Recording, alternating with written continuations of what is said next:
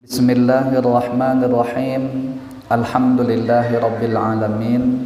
Wassalatu wassalamu ala asyrafil anbiya wal mursalin sayyidina wa maulana Muhammadin wa ala alihi wa sahbihi ajmain. Asyhadu an la ilaha illallah wahdahu la syarikalah, iyyahu na'budu wa iyyahu nasta'in. Wa asyhadu anna sayyidana wa maulana Muhammadan abduhu wa rasuluh shadiqul wa'dil amin. Subhanaka la ilma lana illa ma 'allamtana innaka antal alimul hakim. Wa la haula wa la quwwata illa billahil aliyyil azim. Rabbi shrah li sadri wa yassir li amri wahlul 'uqdatam min lisani yafqahu qali, amma ba'd. Bapak-bapak hadirin yang dimuliakan oleh Allah Subhanahu wa taala, kita akan langsung saja menyambung daripada keistiqomahan pelajaran kita, yaitu kitab Sulamut Taufiq karangan Al-Imam Al-Kutub Al-Habib Abdullah bin Husain bin Tahir bin Muhammad bin Hashim Ba'alawi radhiyallahu ta'ala anhum ajma'in wa a'adallahu alaina min barakatihim wa karamatihim wa anwarihim wa asrarihim wa nafahatihim fid darain, amin. Sampai halaman 32. Ya, Bu Jorji ya.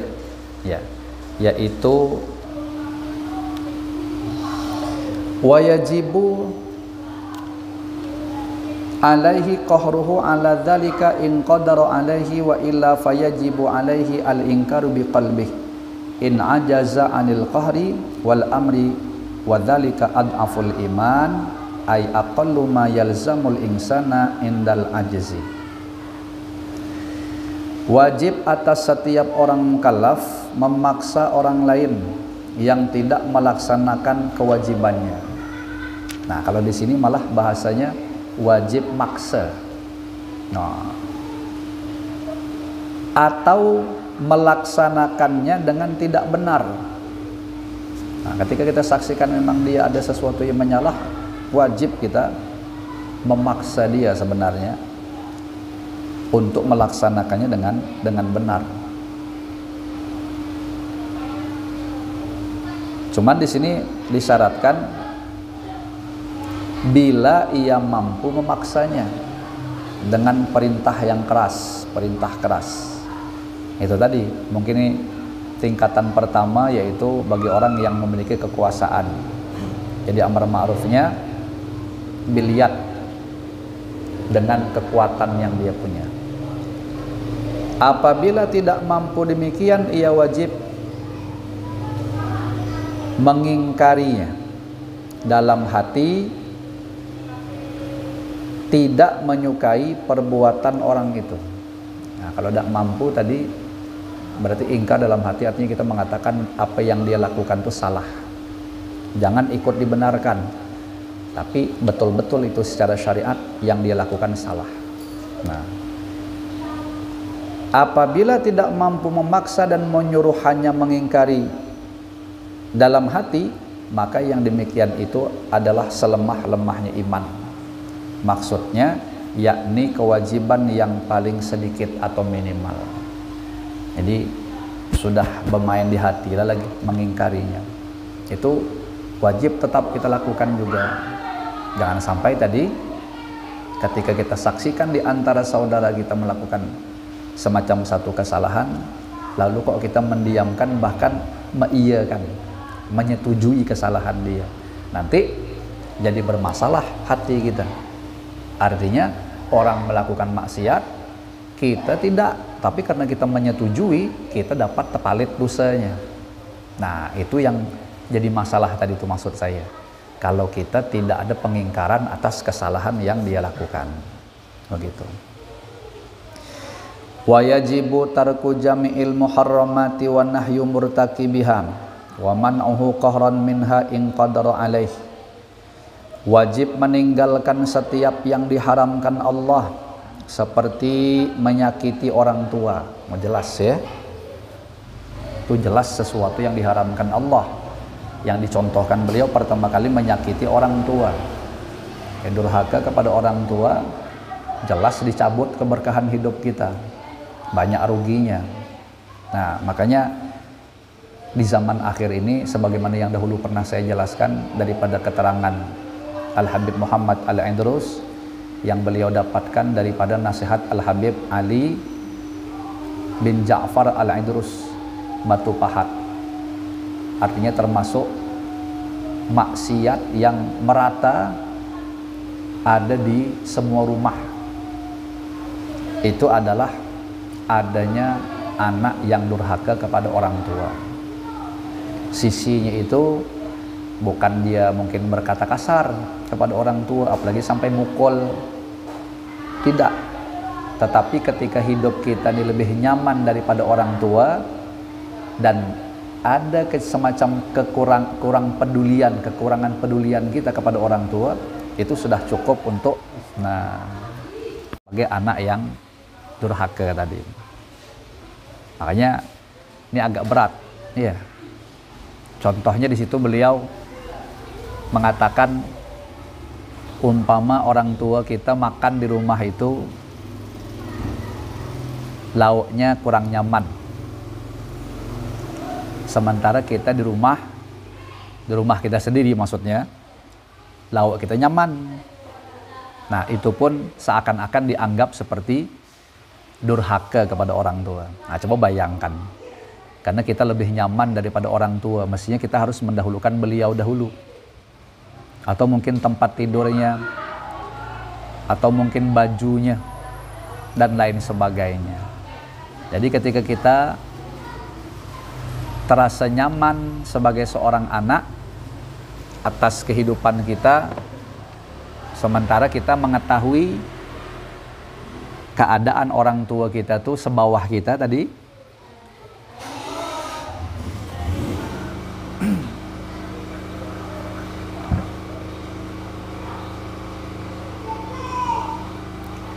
lalu kita mendiamkan, ya, artinya membiarkan saja keadaan seperti itu. Padahal bisa jadi mungkin orang tua itu menginginkan yang lebih daripada keadaan beliau tadi itu, dan kita mampu untuk memenuhinya. Nah, cuman sayangnya tidak kita penuhi. Maka itulah tadi yang kita dicap sebagai anak yang durhaka kepada orang tua. Lain kisah kalau keadaan seperti itu memang sudah pilihan beliau. Kita sudah menawarkan yang terbaik. Tapi ada orang-orang tua yang memang tidak menginginkan itu. Akhirnya beliau memilih dengan keadaan yang sangat sederhana. Nah, kalau macam itu tentu tidaklah sedemikian tadi. Maksudnya tidaklah kita dicap sebagai anak yang durhaka. Nah, cuman kalau dilihat dalam realitanya, banyak yang memang agak kurang peduli di akhir zaman ini, bahkan cenderung itu menyusahkan kepada orang tua atas perkataan kah, atau tingkah laku kah, dan lain sebagainya. Nah, di sini butuh kepekaan hati, ya. Sebagai seorang anak disuruh kita peka, betul-betul harus bisa merasakan hal yang sangat halus daripada keadaan orang tua kita tadi itu. Nah, kira-kira seperti itulah, ya. Mudah-mudahan kita yang hadir ini berikut juga anak keturunan kita sampai hari kiamat. Mudah-mudahan termasuk anak-anak yang soleh solehah yang berbakti kepada kedua orang tua kita. Amin ya rabbal alamin.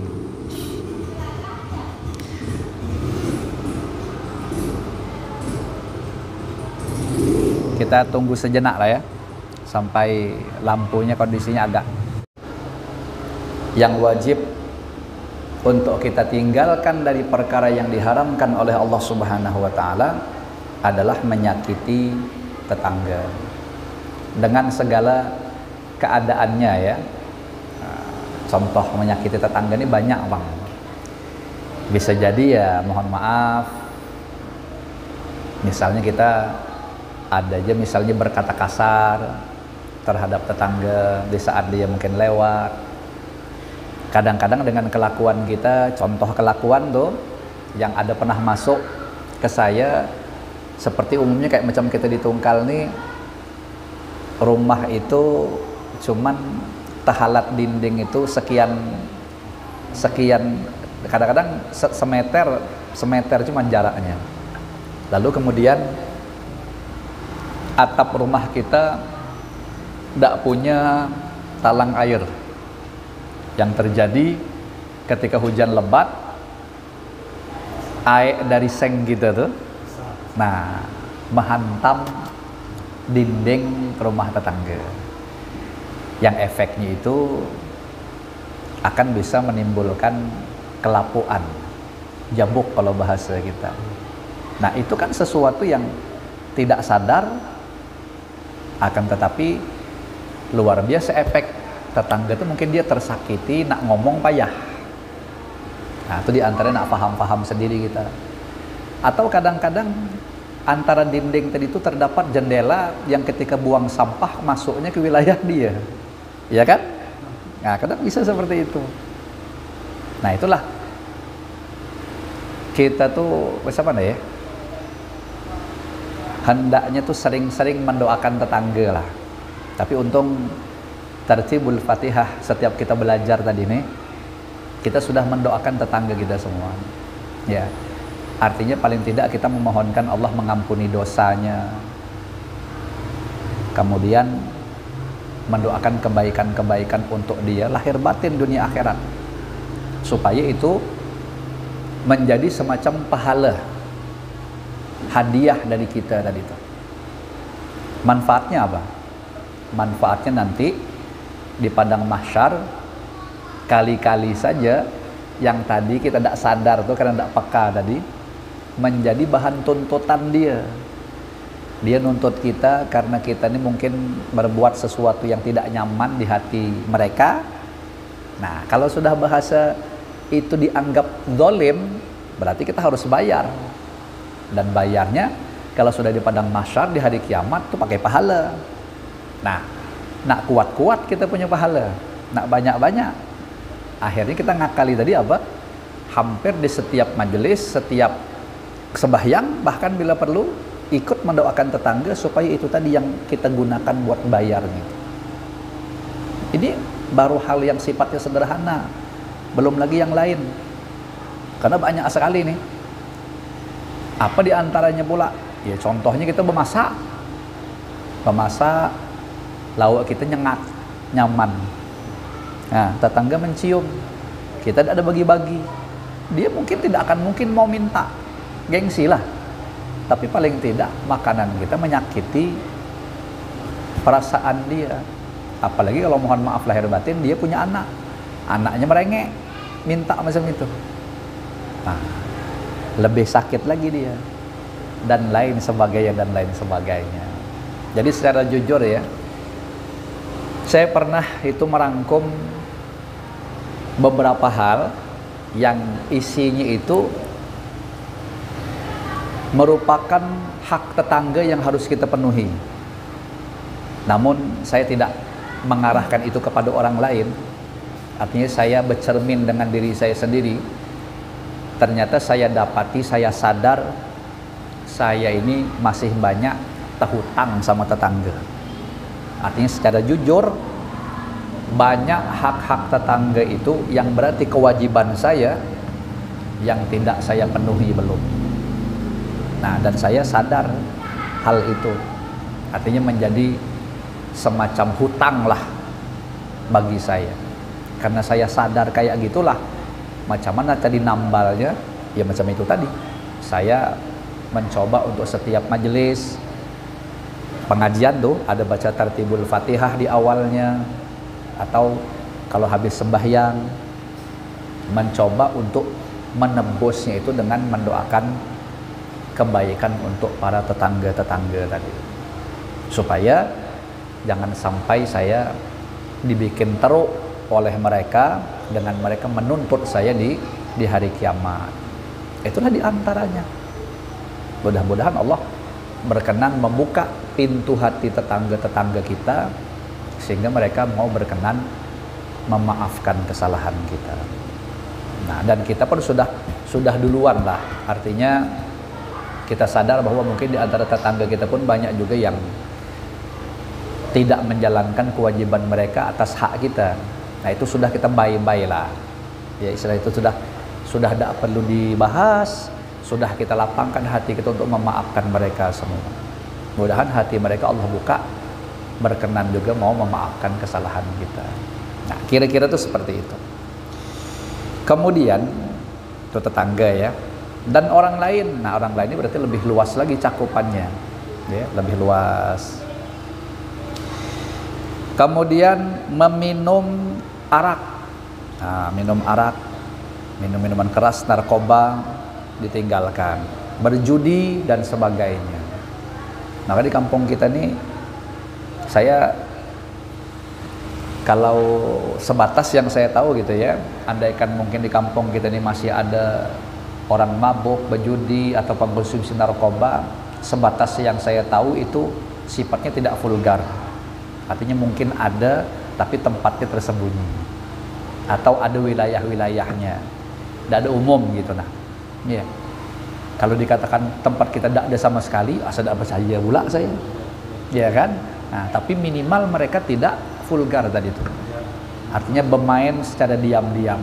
Nah, ketika memang kita ketahui dan kita mampu tadi menegakkan amarah ma'ruf nahi mungkar, seperti tadi langkahnya, silahkan tegakkan. Tapi kalau kita bilang, wah, ini kalau aku tegakkan mudarat ke aku, malah membahayakan keselamatan aku, ke keluarga dan lain sebagainya, berarti kita mengingkari aja dalam hati, seakan-akan kita i'tiraf, ngadu kepada Allah, ya Allah, aku tidak mampu nih, engkau mengetahui aku tidak bisa apa-apa, tapi aku tidak suka dengan mereka melakukan itu, bukan dengan orangnya, gawiannya. Itu mohon maaf lahir batin lah ya Allah, seakan-akan kita bilang begitu, minta ampun kepada Allah Subhanahu wa ta'ala. Itu pang yang bisa kita lakukan. Nah, kemudian selain itu diwajibkan pula mencegah orang lain yang mengerjakan hal-hal yang diharamkan itu dan melarangnya dengan paksa kalau ia mampu. Nah, seperti langkah yang di depan tadi lah. Wa illa wajaba alaihi ayyunkira dzalika biqalbihi wa mufaraqatu maudi'il ma'siyati.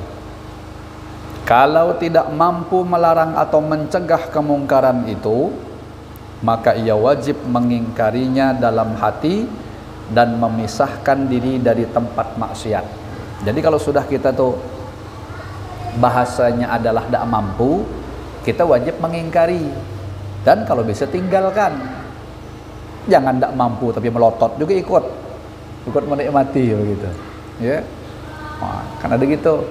Misal nih, mohon maaf lahir batin ya, contohnya kita pergi acara pengantin, rupanya sohibul bait ngundang bidu wanita, waduh, berjoget muda pula, pakai rok agak tinggi sedikit, wah langsung lah kita bilang, wah maksiat nih, berarti haram aku melihat, aku tidak bisa nak marah-marah, nak negur payah sama sohibul bait, dia bos awak pang, paksi ingkar di dalam hati. Tapi asik juga begini, ingkar dalam hati, ikut juga menikmati.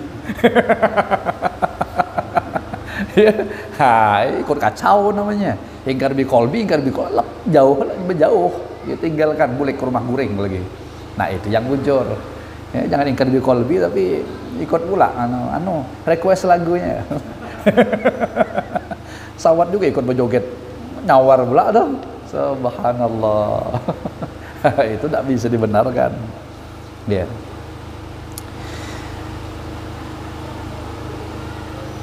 Kalau tidak memisahkan diri, tetap wajib ingkar dalam hati, sebagaimana sabda Nabi Sallallahu Alaihi Wasallam, man hadara maksiatan fakarihaha faka'annahu ghaba anha, wa man ghaba anha fa ahabbaha faka'annahu hadaraha.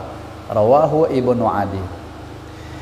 Artinya barang siapa yang menghadiri tempat maksiat tiba-tiba membencinya, artinya setelah ini awalnya tidak tahu di kisahnya, sekalinya rupanya ada maksiat di sini. Nah, lalu kan timbul benci itu.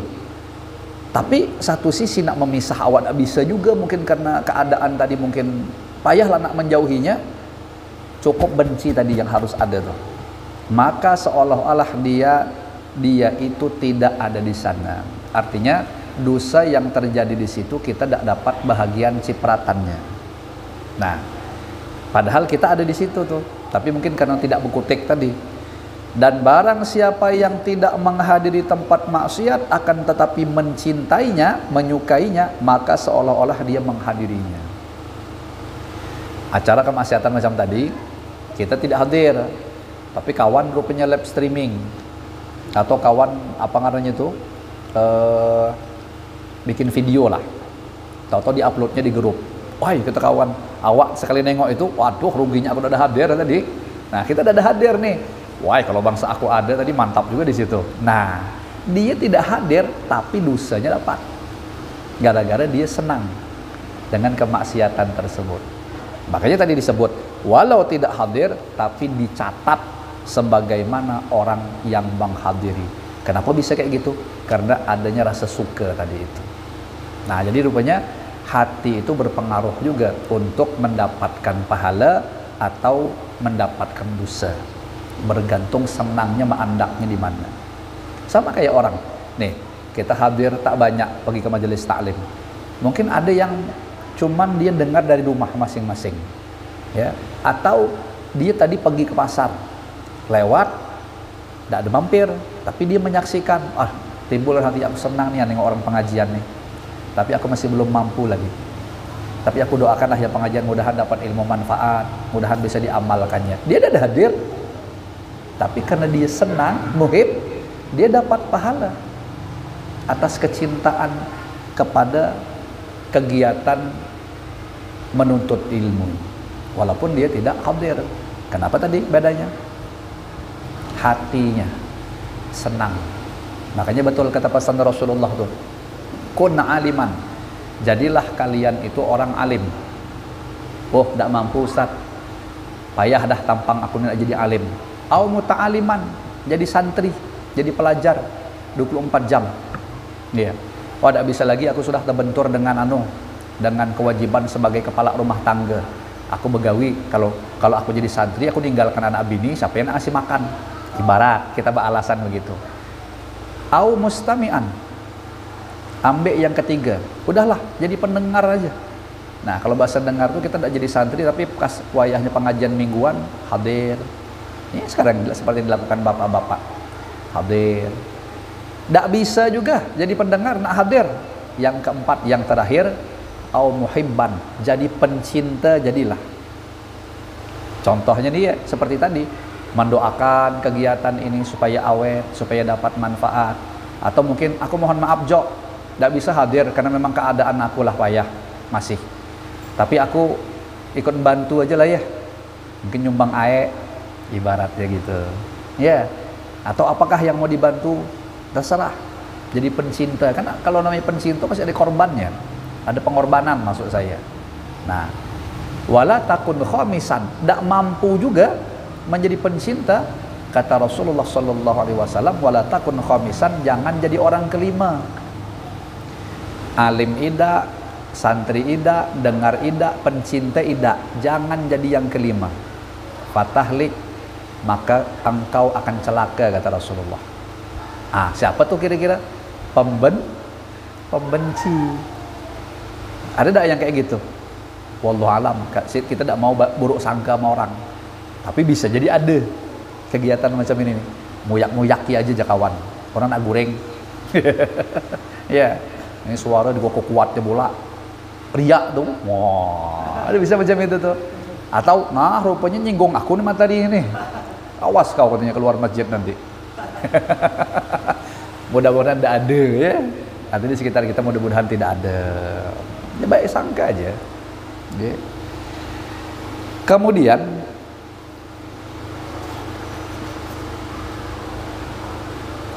wal haramu ma tawa'adallahu murtakibahu bil iqabi wa wa'ada tarikahu bisawabi. Haram, apa yang nama haram tadi? Ialah setiap perkara yang telah diancam oleh Allah Ta'ala dengan siksaan bagi yang mengerjakannya. Nah, siapa yang mengerjakannya Allah ancam dengan siksaan, artinya dapat dosa. Dan menjanjikan pahala bagi yang meninggalkannya. Nah, yang meninggalkan yang haram justru dapat pahala. Tegasnya, tidak mengerjakan larangan itu semata-mata karena dilarang oleh Allah. Jadi dia meninggalkan tadi memang dia tahu ini Allah benci. Kalau Allah nanti aku kerjakan, nanti Allah marah, lalu aku dapat dosa, lalu nanti Allah menghukum aku. Nah, bahaya tuh. Akhirnya lillahi ta'ala dia tinggalkan.